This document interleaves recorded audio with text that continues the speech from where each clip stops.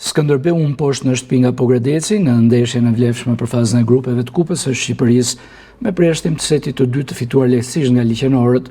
3 setet e tjera dhuruan emocionet forta dhe rivalitet maksimal, ku gjithçka u vendos vetëm në pikët shtesë në setin e parë dhe të katërt.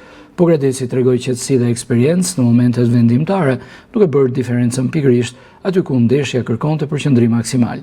Fitoria 3-1 në Korçë konfirmon formën e mirë të ekipit liqenor dhe ambicjet e qarta për objektivat e sezonit. Edhe pse këtë vit Pogradeci mbyll pa trofe pas humbjes së kupës së Federatës Shqiptare të Volejbollit dhe asaj të pavarësisë, skuadra mbetet e fokusuar maksimalisht në synimet madhore, titullin kampion, Kupën e Republikës dhe Ligën Gjergj Kastrioti. Trajneri Besnik Lisha ka në dispozicion një grup lojtarësh cilësore të afta të bëjnë diferencën ndaj çdo kundërshtari, çka e bën Pogradecin një nga pretendentët kryesor të këtij sezoni në volejboll për femra.